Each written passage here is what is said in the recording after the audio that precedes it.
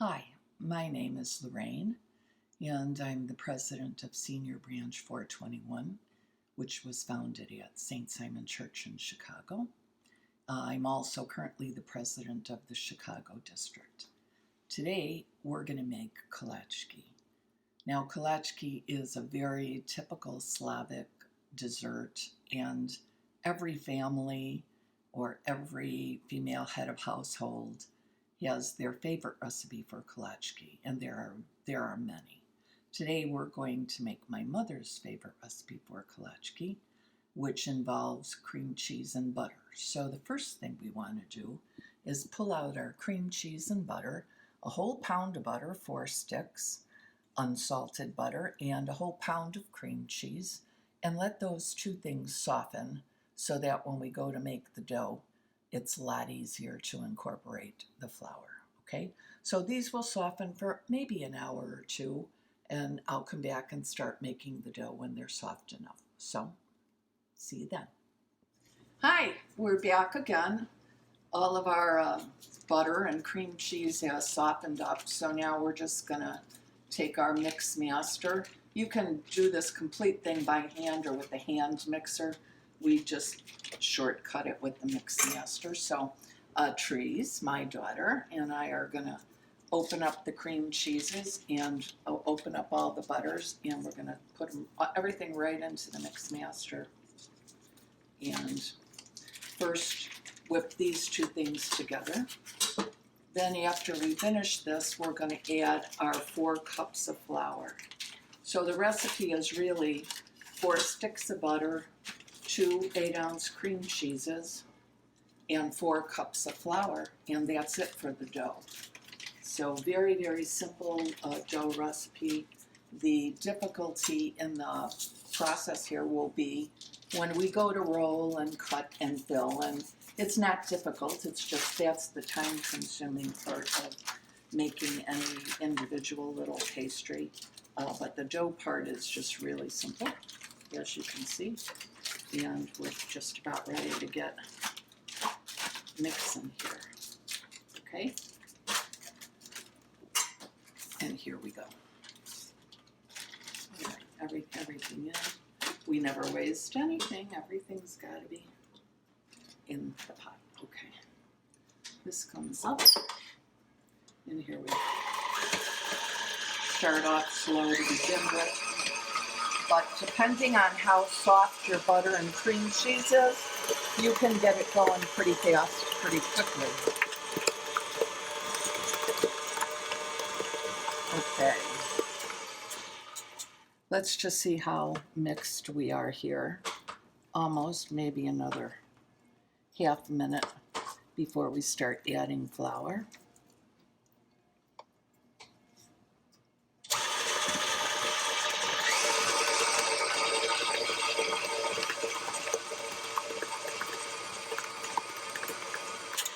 Okay, that looks great.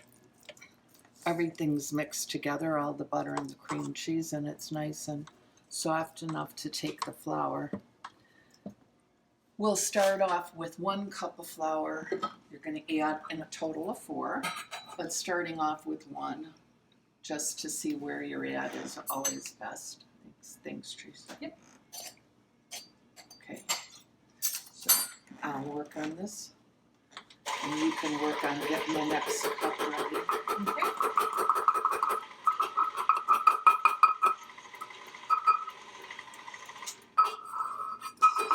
It's tricky. Okay, there we go. Okay, I'll take it when you're ready, okay?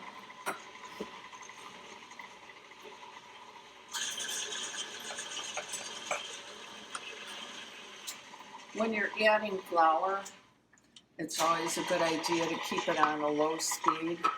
The reason being the flour will fly all over the place. All of us who have done that know that that's an issue.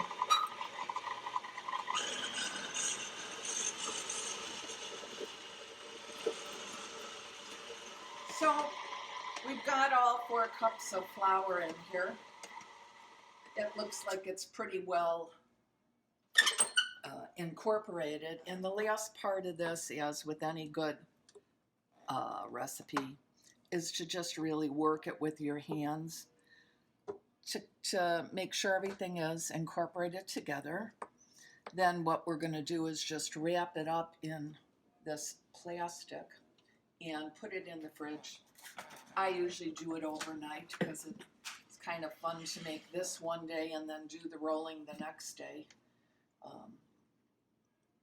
So overnight, but at least 3 or 4 hours you need to let it rest in the fridge to let it chill out. It makes it easier to roll and all the ingredients can rest. So just cleaning off my mixer paddle here, and then I'm gonna take my very clean hands and incorporate everything together.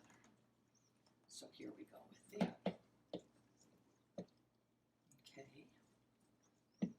I'm using my FCSLA spatula to scrape the sides of the bowl. And now we're just going to pull it all together. And we'll be done. Everything's incorporated nicely. Everything off the sides and the bottom of the bowl. And the next stop will be a piece of the plastic. Thanks, Terese. So you can see everything's incorporated. So we're just going to get a piece of plastic, lay it out, and form a ball so that we can put it in the fridge. That's perfect. There we go. Another? No, I think we're good. I like to flatten it a little bit, maybe one to go the other way. And the reason I do is when I go to roll it, it's already sort of flattened, so I'm a little bit of the way there. But we're just going to wrap this once more with plastic, put it into the refrigerator overnight, and we'll see you when we're ready to roll. We're back and we're ready to roll. We're unwrapping our dough, and now I'm with my other daughter, Jessilyn. And it's always fun to do projects like this, these kinds of baking projects with people in the family, with members of your family. That's my memories of making these with my mother and also with my Aunt Agnes or my Aunt Jean or my Aunt Polly, all of whom were members of the lodge. The first thing I'm doing is making some slices on the dough that just came out of the refrigerator, which makes it very easy to work with, but it's still a little stiff. The reason I'm cutting slices is because our objective obviously is a flat piece of dough, and this gets me a little bit of the way there rather than a ball. So we're flouring our surface so that our piece doesn't stick. I'm going to put a little bit of flour on it, and I'm going to grab my rolling pin and put a little bit of flour on my rolling pin and start the process. Don't be discouraged when rolling is difficult in the beginning, especially the first piece you roll is going to be right out of the refrigerator, and it's going to be a little difficult to work with. So as you can see, we've been working this dough for a little while. It's not hard, it's just a matter of rolling it, and the longer that it sits out and the more room temperature it gets, the easier it gets to roll. So what we're trying to do is to make this a thin sheet, not paper thin. So, you know, some people roll out and say you should roll it till you can see through it. But basically, we're rolling a thin layer, and then we're going to cut it. So I think we're about there. Looks pretty even without wrinkles. And now we're going to cut. Ideally, you want a perfect square here, or not square, but perfect edges, rectangular, so you have no waste. I have never been able to do that in all the time I've been doing this. So now we're going to get a cutter. I'm using a cutter that looks like this. It's got crimped edges to make it a little bit fancier around the the sides of the Kolacky. But you could use a knife, you could use a roller that doesn't have crimped edges. You can use whatever tool works. This is just the one that I always grew up with, this kind of a tool, so that's the one that I used. And also, we're going to fill them, and the filling I'm using today is apricot because it is the favorite of my family. You can also use, there's a variety of other fillings, prune, almond, raspberry, poppy seed. You can even make your own fillings, but today I'm using apricot only because that's my family's favorite. So I'm going to just put a little flour on my tool to make sure it doesn't stick, and I make edges. And we're cutting. I would have to say the fun part is going to business meetings, and we will have tchotchkes for dessert, and it's always fun to kind of see who chooses what flavor. I definitely always go for the apricot. That's my favorite, but when you pass the tray around with different flavors of kolackis, there's a lot of people who like the cheese filling a lot more, so I let them take that, and then I get to keep the apricot, so it's fun. Catching up with friends and seeing what's going on in the lodge. So it's very cool to see. So there's no science to this cut. Make them the size that you want. They should all be consistent, and as you can see, mine are not. They never are. But of course yours will be, because you will far surpass the job I'm doing here once you get going with these things. So we basically got squares that we're now going to fill. The process of filling is pretty simple. Jess, do you want to do it? And then I'll start crimping them after they're filled. So you take some filling. Now my mother would say, don't be chintzy on the filling. I want to taste it when I taste the apricot. But everybody's got their own. I think the hardest part is you don't want it to overflow, though, either when you go to crimp. So as you can see, we've been filling, and the next thing we want to do is pinch them and put them on our cookie sheet.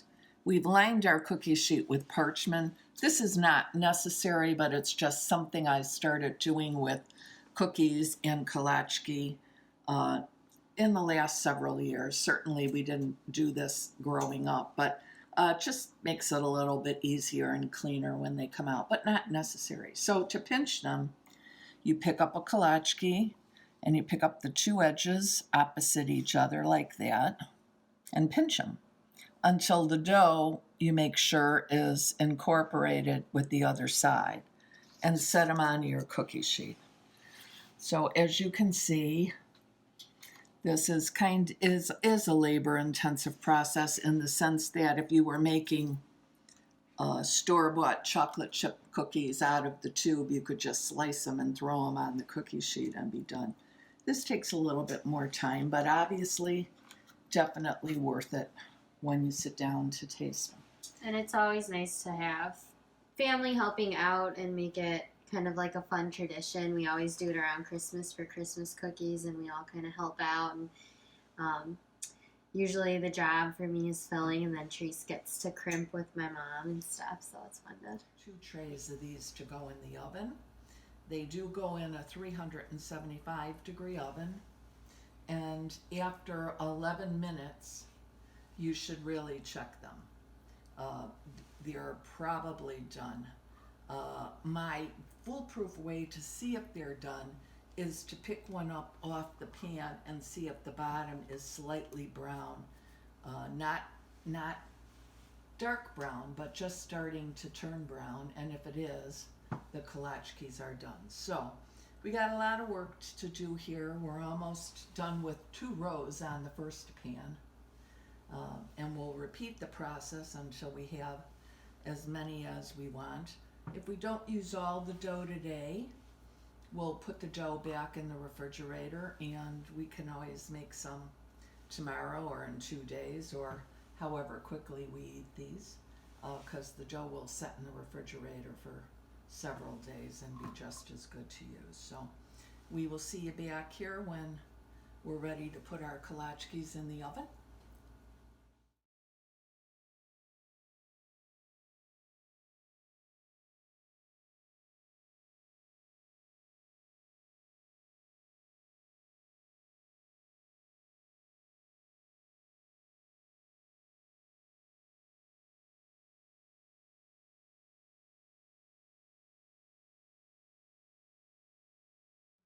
As you can see, we've been rolling, trying to get our 2 trays to go in, rolling and filling and pinching, and we're just going to roll a little piece out to try and fill up that tray. We got about 44 of them on our first tray, and we're trying to get a similar amount on our second tray.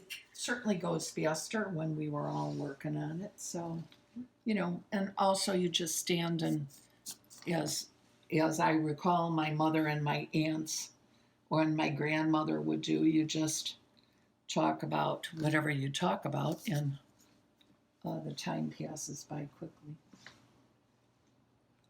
It's fun doing it with family. I tried doing it at college once with varying results in a college kitchen. How did that work out for you? It was tiny, but it went well. It happened on a much smaller scale. I think I quartered the recipe. Well, that's it. This is a full recipe, and as I said earlier, the dough can last in the fridge. You don't have to roll it and cook it all at the same time, but you can also definitely, what I usually do is have this recipe. So instead of a pound of butter, I have half a pound or 2 sticks of butter, 1 Philadelphia cream cheese, and 2 cups of flour. And if I'm taking a plate of cookies or dessert somewhere, that's just the right amount to fill up a nice plate and be done with it. But today I made the full recipe, which is what we used to do around holidays or graduations or baptisms, confirmations, communions, all kinds of events. Well, we have 2 full trays. Actually, we have about 100 of them here, 102 to be exact, and it seems like a lot, and trust me, it's not. This will probably be tonight's dessert, or maybe tonight and tomorrow morning, but not much further. So we're just putting them in the oven, 375 oven. I bake 1 or 2 at a time, depending on how fast we got them. And check them after 11 minutes, but there they are. Catch you when they're done. Okay, well, we're at the 11-minute mark. Here they are. I'm going to shut the timer off so it's not beeping in your ear. And I'm just going to pull out the top one and see if I could grab one. That will come off. Nope. They're not at all brown on the bottom, so I'm going to, that's 11 minutes. I'm going to put them in for another 2. You don't want to put them in for another 5 because you'll be past the point of no return by that point. So we're going to put them in for another 2, which makes a total of 13 minutes. You can go up to 15 minutes on these depending on your oven. Every oven is different. But, you know, around the 11-minute mark, I have had them be done. And so somewhere between 11 and 15 minutes. And we'll come back after 2 minutes. Okay, we're back after another 2 minutes. And they're looking a lot better. We're going to pick one up. And the bottoms are just starting to get brown. We'll see what the bottom rack looks like. The bottom rack looks great. Brown. That's pretty hot. I'll pull the bottom ones out and give the top ones another minute. Okay, well, they came out of the oven as you saw, and we let them cool and then dusted them with powdered sugar and arranged them on this beautiful crystal plate from Slovakia. And there's our final product, finished product. I hope you enjoy them and that you enjoy making them with other members of your family. And they become a tradition in your house as well. Thank you.